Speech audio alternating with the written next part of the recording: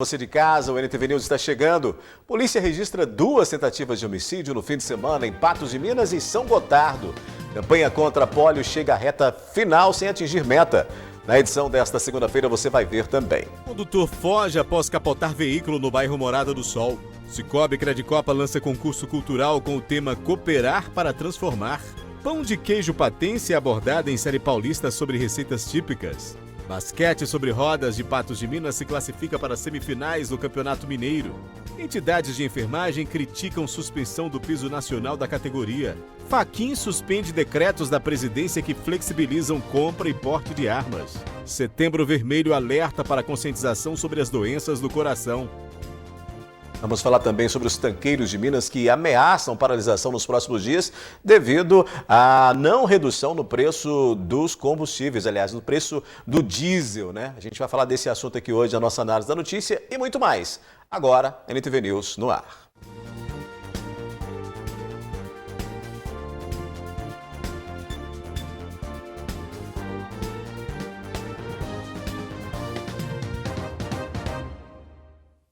Vamos começar com os destaques policiais do fim de semana. No sábado, uma tentativa de homicídio foi registrada em Patos de Minas. Pois é, você acompanha agora nessas imagens os sinais da violência dessa tentativa de homicídio que foi registrada na rua Padre Pavone, no bairro do Rosário, aqui em Patos de Minas, no sábado. Segundo as informações, o autor desse fato, que já está preso, ele teria utilizado um soquete, aquele objeto que se usa em pilão. Ele teria encontrado esse objeto já quebrado e teria desferido diversos golpes contra essa vítima, um homem de 30 anos. Sobre esse fato, eu vou conversar agora com o Tenente Magnus. Tenente, quando vocês chegaram até o local, essa vítima já havia sido socorrida por um militar do Corpo de Bombeiros. O militar do Corpo de Bombeiros estava passando pelo local, ele presenciou as agressões, né? Ele interveio ali na situação, né? O autor evade em fuga, aí o militar do bombeiro solicita um cidadão que estava passando, um veículo, utiliza esse veículo para ir presencialmente até o SAMU e pedir por socorro, e assim foi feito. Tenente, mas esse fato ele acaba se desdobrando em 2 momentos. Segundo as primeiras informações, o filho dessa mulher teria chegado em casa e encontrado essa vítima lá. Lá eles teriam tido uma primeira discussão e depois evoluído para uma segunda discussão horas depois. Sim, o que nos foi narrado que o autor, né, ele desaprovava a presença da vítima, né, na casa, né, na companhia da mãe do autor, né? E ali iniciou-se uma discussão entre eles, porque o autor desaprovava a vítima na presença da mãe, né, inferindo ali um possível relacionamento, que a gente não tem provas se isso é verídico ou não. Fato que gerou-se ali uma discussão que evoluiu para fora da residência, na calçada. Tempos depois ele sai e quando ele retorna ele encontra novamente a vítima na companhia da mãe e aí sim inicia-se uma nova discussão partindo para as agressões de fato. Tenente, essas agressões de fato teriam se iniciado após essas discussões, como o senhor apontou aqui pra gente, mas a vítima ela desaprovava essa proximidade de vítima e a mãe devido a possíveis passagens, ou melhor, a passagens que essa vítima tem aí como uso de drogas e outros delitos? Isso é o que foi relatado no local por outras testemunhas, não necessariamente pelo autor, né, mas sabe-se que a vítima ela tem envolvimento com o uso de entorpecentes, né, e algumas práticas de furtos. E seria essa a motivação pela reprova do autor em permitir que a mãe estivesse na presença da vítima. Após essa vítima ser socorrida e encaminhada para o hospital, a polícia de imediato já conseguiu prender esse suspeito, esse homem autor dessas agressões, ou foi preciso aí fazer buscas e onde ele foi encontrado? Na primeira discussão, não houve acionamento de força policial, né? Porque se assim tivesse sido feito, talvez teria se evitado esse resultado. Fato é que do segundo acionamento, as guarnições do turno de imediato se compareceram ao local, fez o cerco e localizou o autor ainda no telhado da própria residência, ou seja, o autor não teve tempo de evadir, né? Assim que as guarnições foram acionadas. Então a gente infere que se tivesse sido acionado no primeiro momento, obviamente o resultado não teria sido esse desfecho, mas de toda sorte as guarnições foram muito proficientes na resposta imediata e na captura do autor. Agora cabe à Polícia Civil as investigações. Sim, agora a autoridade polícia judiciária vai conduzir o processo de investigações e conduzir aí para a autoridade do Poder Judiciário. Tá certo, Tenente Magnus, muito obrigado pelas informações. É isso então, uma tentativa de homicídio registrada aqui em Patos de Minas, no bairro Rosário, na rua Padre Pavone, bem próximo ali aos pavonianos. Na madrugada deste domingo, o condutor de um carro fugiu após capotamento no bairro Morada do Sol. Esse acidente aconteceu na madrugada de domingo, por volta de 2h30 da manhã. O condutor tem 23 anos de idade e ele dirigia uma Saveiro na cor branca. Segundo as informações, durante a madrugada, ele teria descido aqui no bairro Morada do Sol, na rua Angelim. Quando ele chegou aqui nesse ponto, provavelmente teria perdido o controle de direção e capotado o veículo que estava. Como a gente pode perceber, aqui no local a gente encontra alguns pedaços ainda do veículo que acabam se misturando com o mato e outros objetos que estão por aqui. Tem madeira também que acaba se encontrando nesse local também. Mas o que chama a atenção é que esse veículo, ao capotar, ele acabou acertando o muro daquela residência. Os moradores, inclusive, tiveram que improvisar ali para que pudesse tapar aquele buraco que foi provocado por esse acidente. Segundo as informações, logo após capotar esse veículo, o homem acabou saindo daqui a pé e foi até a sua residência. Minutos depois, chegou aqui ao local, segundo uma testemunha, um outro homem. Esse homem dizia que ele era pai desse homem que acabou capotando o veículo. Contou que teria ido para sua casa também. A polícia militar foi acionada, foi até a residência, só que acabou não encontrando esse jovem. Mas em verificação ao sistema, acabou se constatando que a CNH deste motorista estava vencida há mais de 30 dias. Resultado, então, desse acidente, o muro daquela residência ali acabou sendo atingido e essa caminhonete ficou parcialmente destruída. Em São Gotardo, também nesse domingo, a polícia registrou uma tentativa de homicídio ocorrida em um bar. Esse crime ele foi registrado na rua Pio X com a rua José Gonzaga Muniz, em São Gotardo. Segundo as informações, quando a polícia militar chegou até o local, já havia uma equipe de socorro prestando os primeiros atendimentos a essa vítima que tem 26 anos de idade. Segundo as informações da companheira desse homem, eles estavam em um bar da cidade, quando em determinado momento chegou um outro homem e disse o seguinte: "Você se lembra daquele dia?" Após dizer isso, o homem acabou sacando um revólver e efetuou 3 disparos. Disparos esses aí que atingiram pelo menos a região torácica dessa vítima. Logo após cometer esses disparos, o homem acabou fugindo. O socorro foi acionado, prestou os atendimentos e encaminhou essa vítima para o hospital. Devido à gravidade, ele está internado em Patos de Minas. A polícia agora segue em rastreamentos na tentativa de identificar e localizar o autor deste crime na cidade de São Gotardo.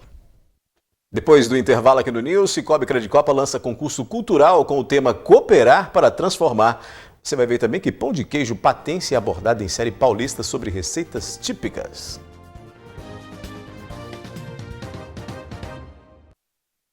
O Cicobi Credicopa promoveu nesta segunda-feira o lançamento do concurso cultural 2022 do Instituto Cicobi com o tema Cooperar para Transformar. O programa Concurso Cultural é uma iniciativa do Instituto Cicobi que visa fomentar o cooperativismo em escolas do ensino fundamental, das redes pública e privada e das cooperativas educacionais. O concurso cultural é do Cicobi, do Instituto Cicobi, e o Instituto Cicobi está em Brasília, abrange todo o Brasil. É a 11ª edição do concurso cultural, mas é a primeira que o Cicobi Credicopa participa. O concurso, que chega em sua 11ª edição, tem como objetivo o fortalecimento da cultura da cooperação. Patos de Minas é uma cidade extremamente cooperativista, é uma cidade desenvolvida.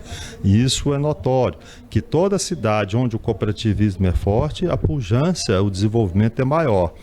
E assim nós estamos trabalhando essas crianças, esses adolescentes, para que eles conheçam o cooperativismo, não só o cooperativismo de crédito, aqui é específico sobre cooperativismo de crédito, mas todos os ramos do cooperativismo, porque a tendência mundial, não só do Brasil, mas em todo o mundo, é que o cooperativismo, quando a cidade, quando as pessoas estão engajadas nele, mais desenvolvimento tanto do lado pessoal como do lado da coletividade de toda a comunidade é bem maior. Os alunos mais novos poderão se expressar por meio de desenhos, enquanto aqueles com idade maior vão escrever textos narrativos de até 25 linhas. As crianças concorrerão a kits escolares, tablets e notebooks. E os professores podem ganhar de R$1.000 a R$3.000. Teremos uma premiação nossa, que a Cicobi Credicorp, para estimular e dar engajamento, fizemos a premiação nossa.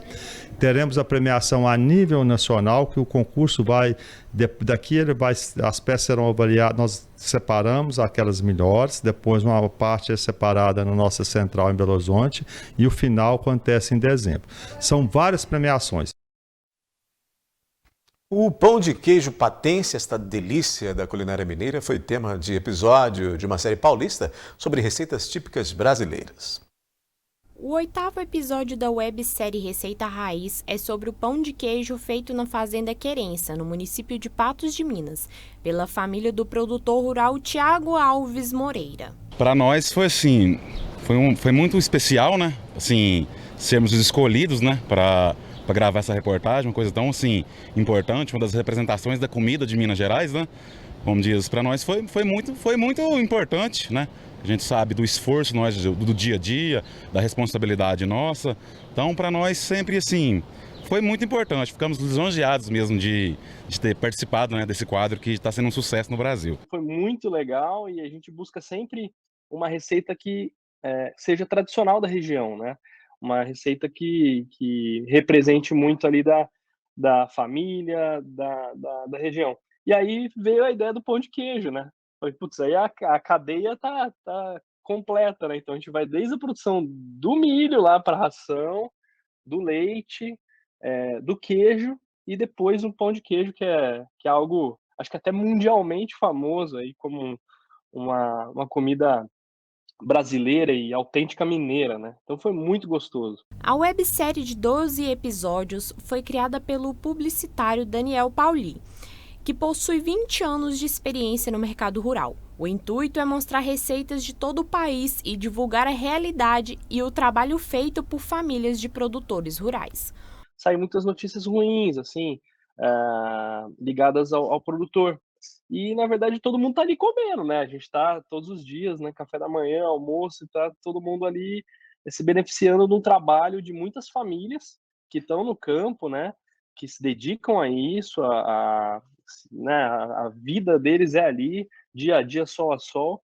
E muitas vezes as críticas vêm por conta de desinformação. A Fazenda Querença emprega 16 pessoas, que colaboram de alguma forma para que 200 vacas sejam ordenhadas, produzindo mais de 7.000 litros de leite. Hoje, os produtores vivem da produção e comercialização do queijo, que vira pão de queijo e muitos outros derivados. É muito corrido, né? Nosso dia a dia é domingo, de domingo a domingo, né? Nossa, aqui hoje a fazenda começa às 3 horas da manhã e até 11 horas da noite estamos aí na correria, todo mundo, cada um na sua função, ajeitando, para produzir qualidade para todo mundo, né? Mas para nós, assim, o dia a dia é corrido, mas é proveitoso. O nosso queijo vem ficando reconhecido, o próprio pão de queijo também. Então, assim, é muito gratificante, né? Saber que o esforço que está tendo resultado. Então, assim, dá trabalho, mas, porém, vale a pena. Daniel Pauli é de São José do Rio Pardo, no interior de São Paulo. Mas ele não nega que possui um pezinho em Minas Gerais. Eu sou suspeito que a minha esposa é mineira, família ali pertinho do sul de Minas, então eu já me considero muito mineiro, gosto muito de pão de queijo, faço também, mas o pão de queijo ali da Dona Maria, saído na hora do forno, foi uma experiência com queijo produzido por eles, entendeu? Então foi uma experiência muito gostosa, assim. E para dar um tempero a mais para as gravações, a websérie conta com 2 participações de peso no mundo da culinária. Para essa série ficar completa e recheada, eu convidei 2 dos mais premiados chefes hoje do Brasil, né? O chefe Jefferson Rueda e a chefe Janaína Rueda. A Janaína esteve comigo aí em Patos de Minas para gravar esse episódio. Eles ganharam, há 2 semanas atrás, como 7º melhor restaurante do mundo. Então, assim, nós estamos bem de companhia. Vem com a gente. O episódio que contempla o pão de queijo, feito aqui em Patos de Minas, vai ao ar no dia 8 de setembro. E Daniel aproveita a oportunidade para convidar os patenses a prestigiar toda a websérie do Receita Raiz. O jeito mais fácil é entrar no site www.receitaRaiz.com.br. Ali tem um pouquinho do projeto e tem os links para as redes sociais. Então siga a gente aí em Instagram, em Facebook. Tem até TikTok e tudo, e aí vai ter também o link para os episódios, as receitas. Então convido vocês todos aí de Patos de Minas a nos prestigiar e viajar com a gente. Em instantes tem a previsão do tempo para terça-feira. Campanha contra a polio chega à reta final sem atingir meta. Basquete sobre rodas de Patos de Minas se classifica para as semifinais do Campeonato Mineiro. Com 100% de aproveitamento, a equipe de basquete sobre rodas de Patos de Minas retornou de BH, classificada para as semifinais do Campeonato Mineiro. Foram 5 partidas disputadas pelo time da APP Unipan DB na capital mineira durante a segunda etapa do Campeonato Mineiro de Basquete sobre Rodas. E para a equipe patense, promessa é dívida. Sexta-feira a gente saiu daqui com a entrevista para a NTV falando que a equipe de Patos ia retornar para a cidade, conseguindo conquistar todos os jogos dessa etapa do Campeonato Mineiro. E foi isso. A gente embarcou para Belo Horizonte na sexta-feira. Na sexta-feira mesmo a gente já jogou contra a equipe de Contagem, ganhamos todos os jogos dessa etapa. Jogamos 2 jogos no domingo, jogamos 2 jogos no sábado e um jogo na sexta-feira.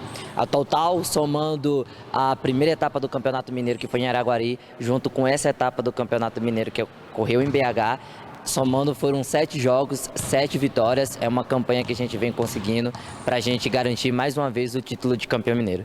Os patenses venceram as equipes de Araguari, Belo Horizonte, Contagem, Ipatinga e Uberaba.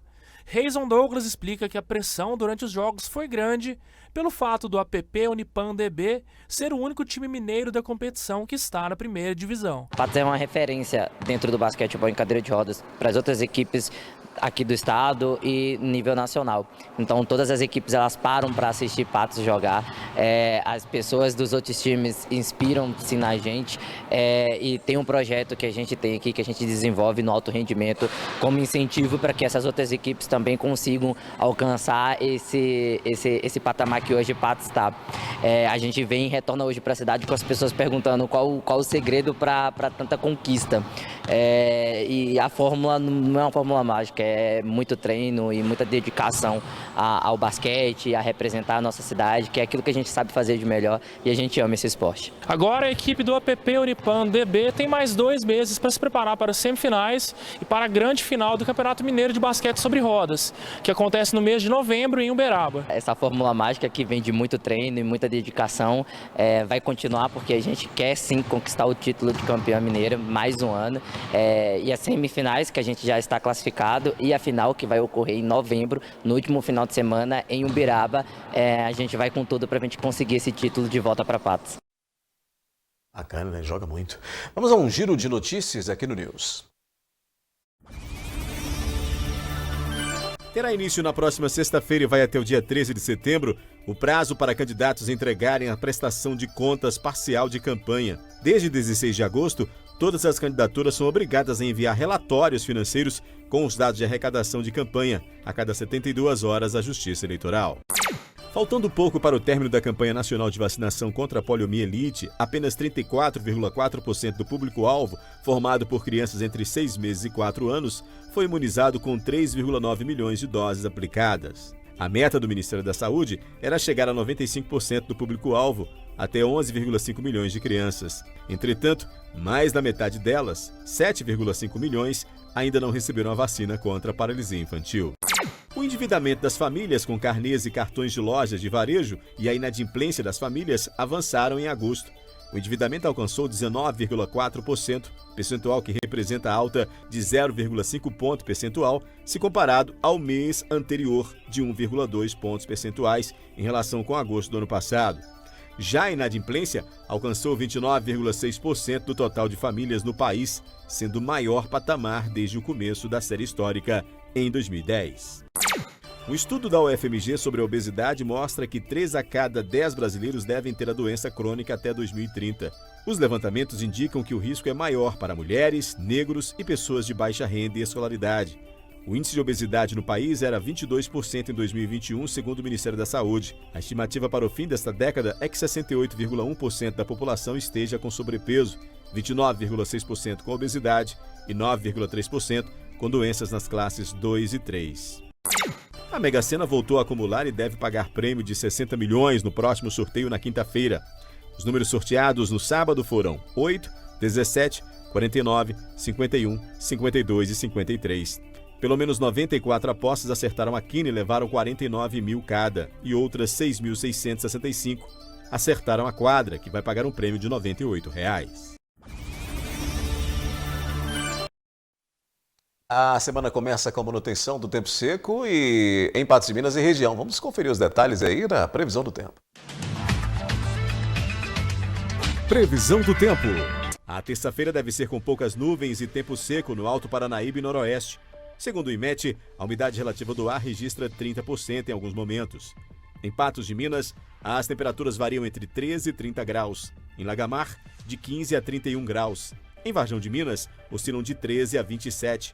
Em Patrocínio, mínima de 15 e máxima de 30. E em Lagoa Grande, previsão de mínima de 17 e máxima de 31 graus. Depois do intervalo tem a análise da notícia aqui no News. Você vai ver que Fachin suspende decretos da presidência que flexibilizam compra e porte de armas. E entidades da enfermagem criticam suspensão do piso nacional da categoria.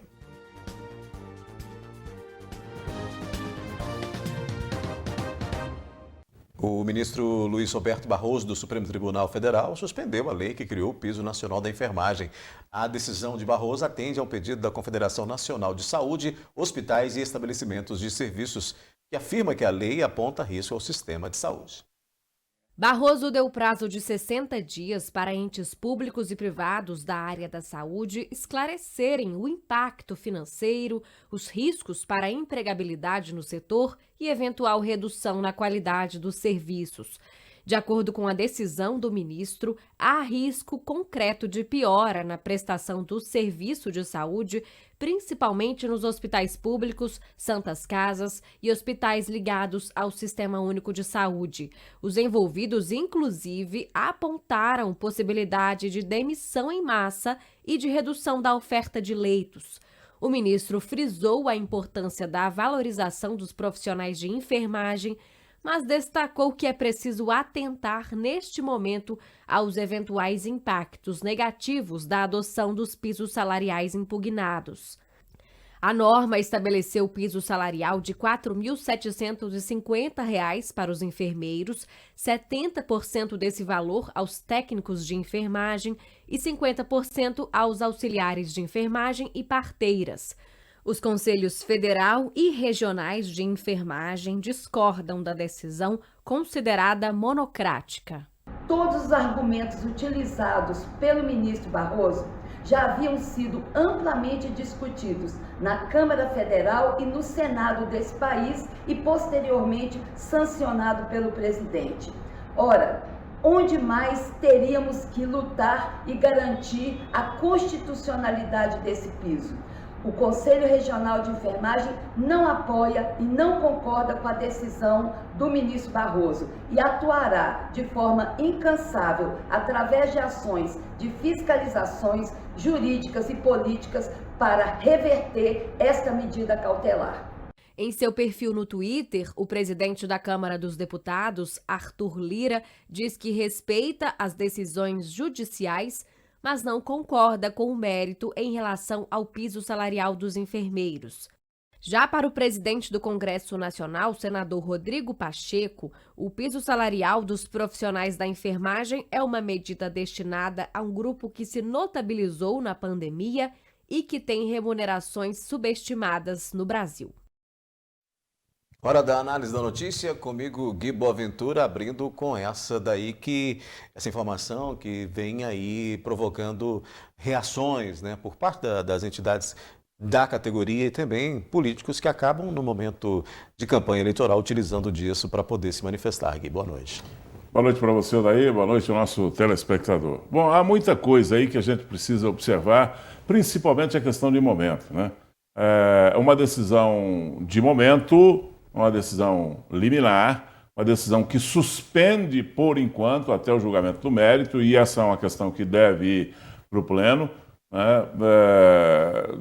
Uma decisão das duas esferas, né? Dos outros dois poderes, que é o Poder Legislativo, que aprovou a lei, aprovou aí esse aumento, e o presidente da República sancionou. O que mais quer? Onde está a inconstitucionalidade disso aí, arguída pelo Barroso, pelo ministro Barroso?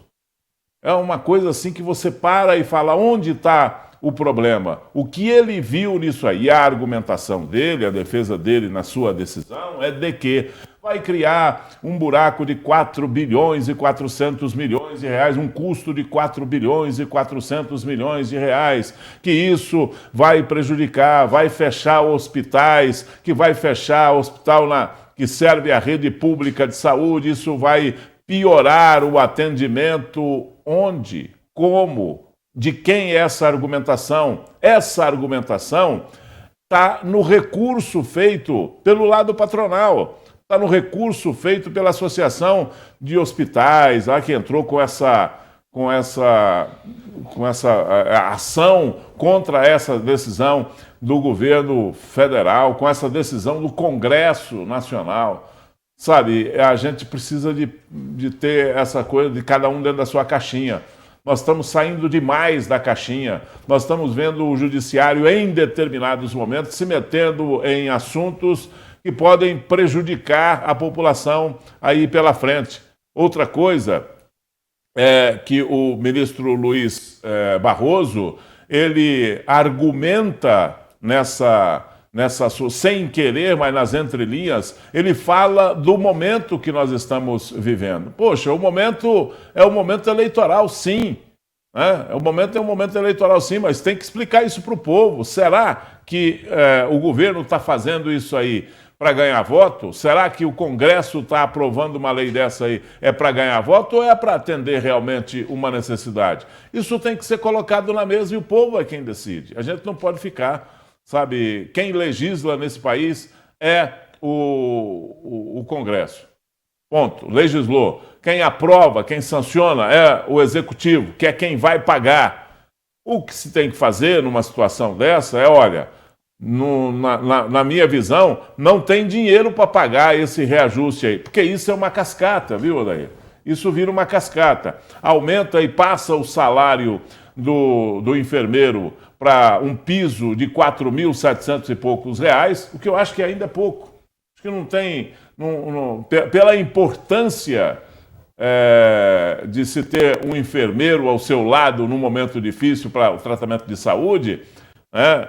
É muito pouco esse salário. A responsabilidade de um enfermeiro é muito grande. Sem um enfermeiro do lado, o trabalho do médico, por exemplo, num hospital, numa clínica, não vai para frente. O enfermeiro é quem executa o trabalho planejado pelo médico, um tratamento planejado pelo médico, a não ser a cirurgia. E mesmo na cirurgia, está lá fazendo a instrumentação, está lá do lado, está regulando o equipamento, está acompanhando o médico. Então, é de extrema importância. Vale muito, mas vale muito esses 4.700 e poucos reais. Só que esse tem um efeito cascata, e aí você vai me falar assim, Gui, o auxiliar, por exemplo, que vai ganhar 70% desse piso, não merece? Merece também. E as parteiras não merecem ganhar 50% desse piso? Merece também ganhar, porque são engrenagens importantes no tratamento de saúde,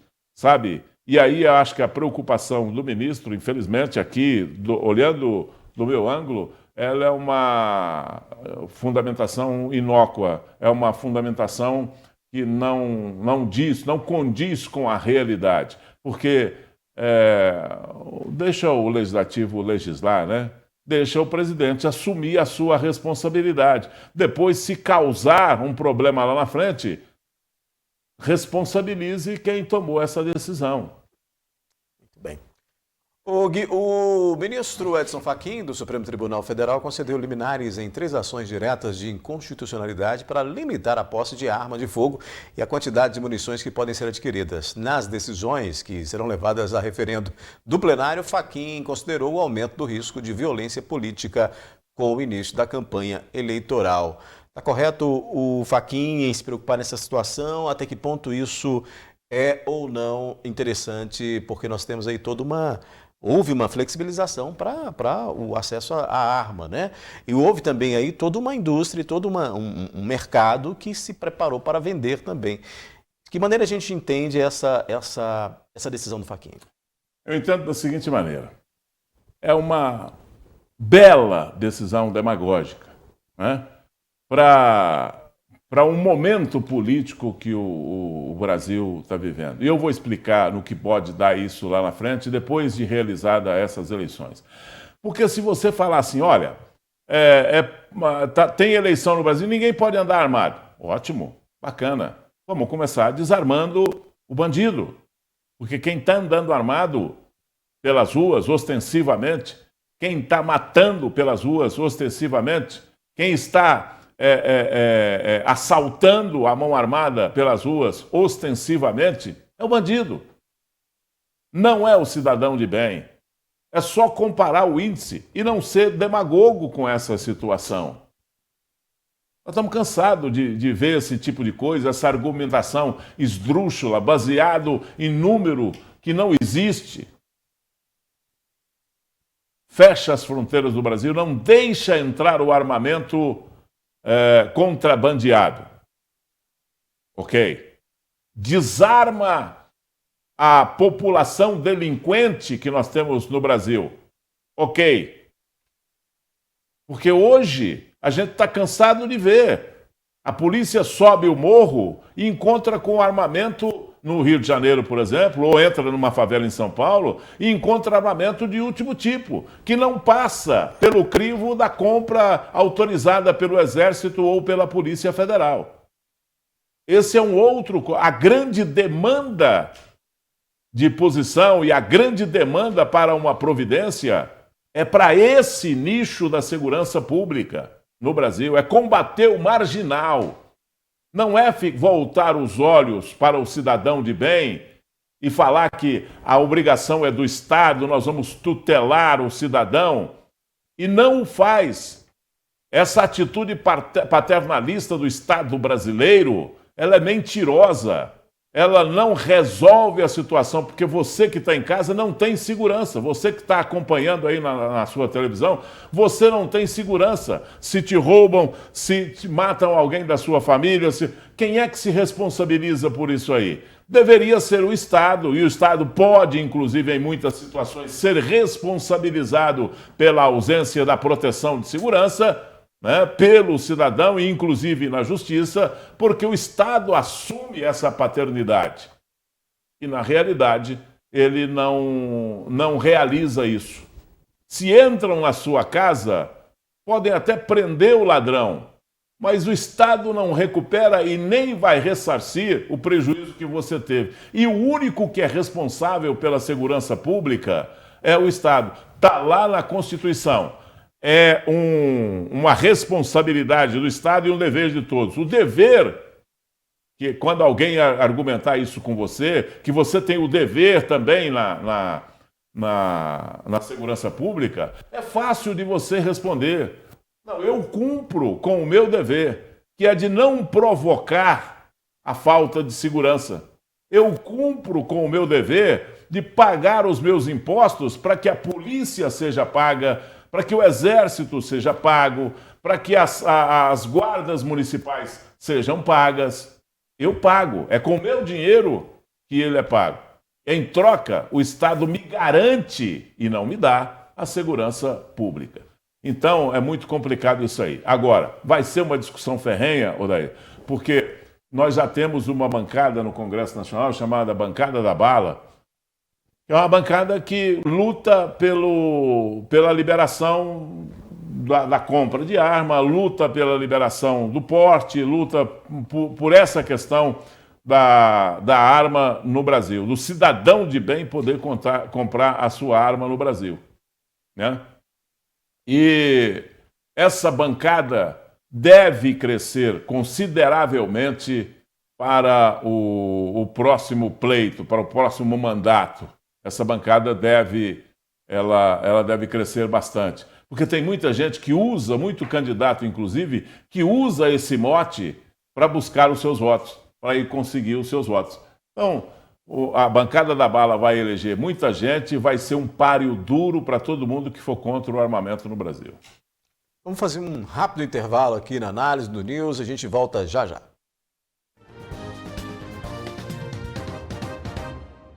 Nesta segunda-feira, tanqueiros de Minas voltaram a cogitar uma paralisação nos próximos dias, caso o preço do óleo diesel não seja reduzido. Irani Gomes, que é presidente do Sinditanque, disse que a indignação se deve ao preço do combustível usado na maior parte do transporte rodoviário de cargas e de passageiros, que não sofreu alteração. Abre aspas. Uma vez que o governo federal vinha anunciando redução do preço do diesel nas refinarias desde a semana passada, feche aspas aí para o presidente do Sinditanque, meu caro Gui Boaventura. Os tanqueiros, vez e outra, acabam fazendo essas ameaças de paralisação e dessa vez novamente. Dentro dos caminhoneiros, uma das categorias organizadas, é a categoria dos tanqueiros. Né? E eles não têm...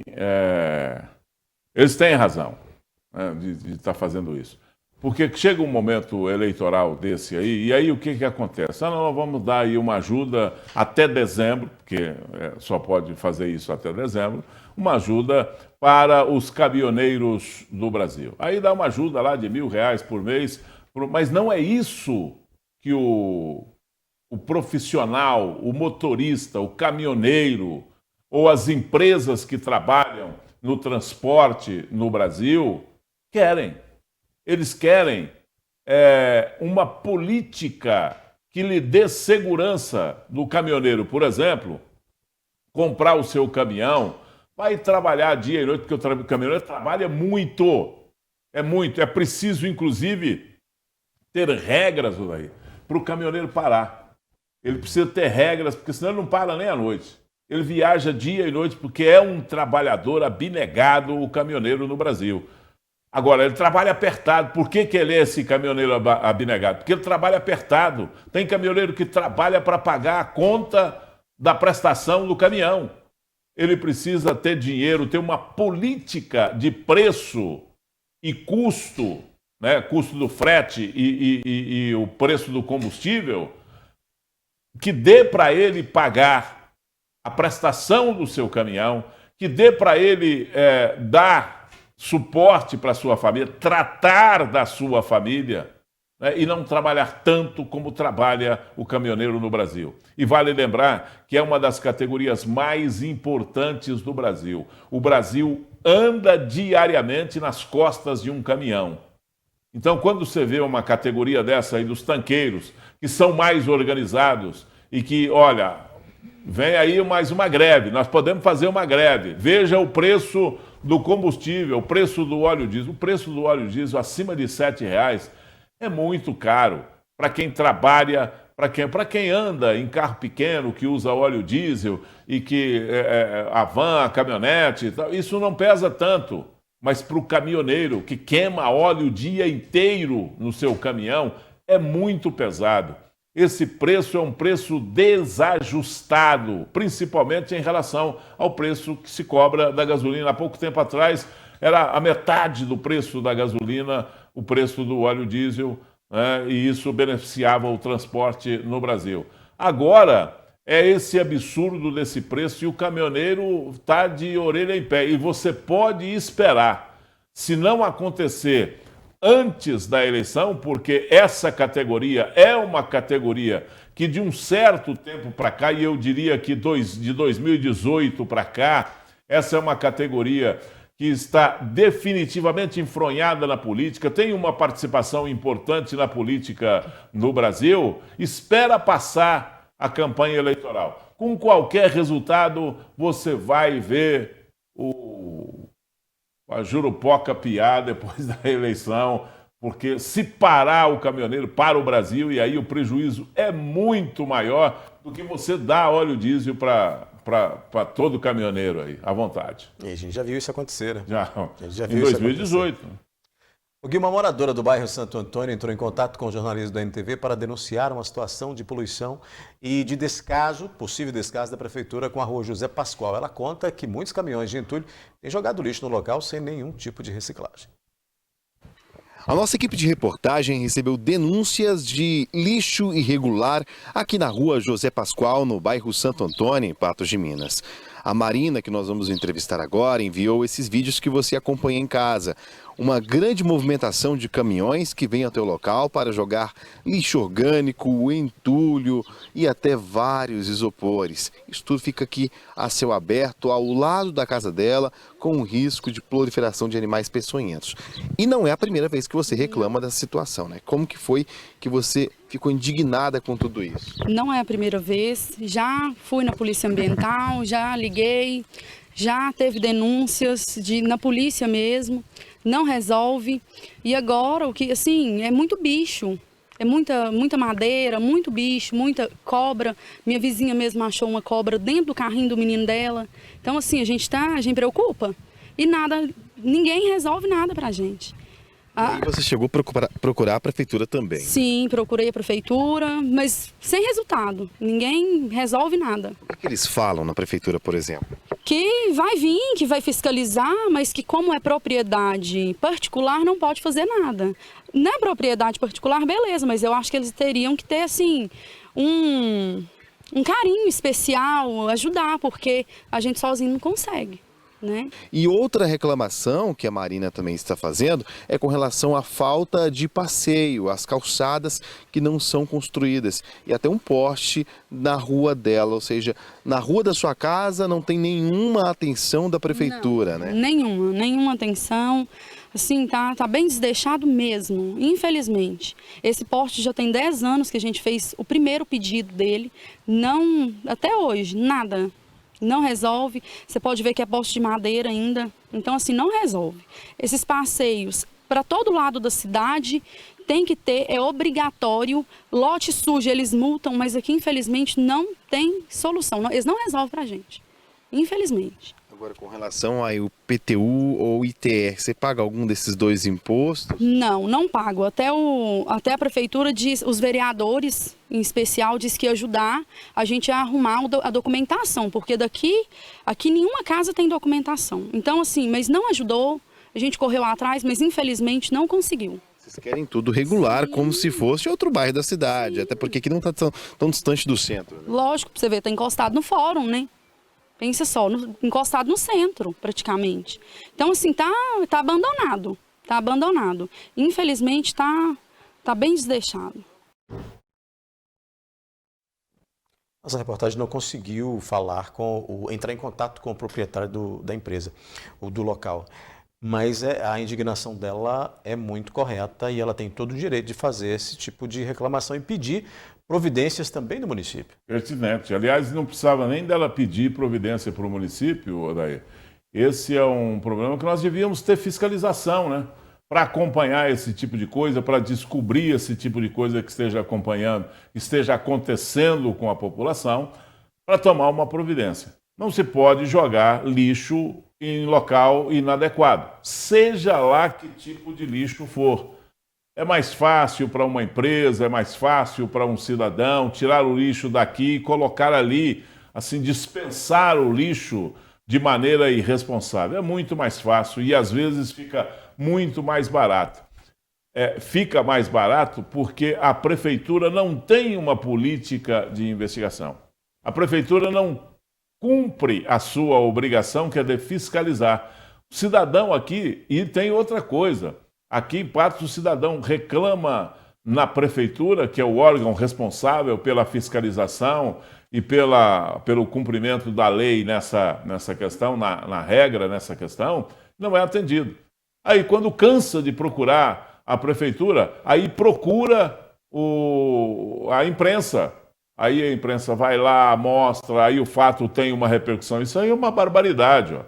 Isso aí é um local que está, além de juntando sujeira, é um local que coloca em risco as pessoas que têm propriedade ali no entorno, porque é fácil, com esse tanto de madeira aí, ter um incêndio. Se passa ali um desavisado e coloca fogo naquilo ali, esse fogo vai se alastrar pelo pasto, vai se alastrar pelos lotes vagos, vai chegar em alguma propriedade, aí vamos gastar dinheiro com o corpo de bombeiro, indo para lá, fazendo todo aquele trabalho, junta voluntário e cerca o fogo, e gente se machuca e prejudica a saúde das pessoas com a fumaça, por falta de uma fiscalização, por falta de um órgão como a prefeitura não cumprir a sua obrigação de fiscalizar e não deixar que isso aconteça na cidade.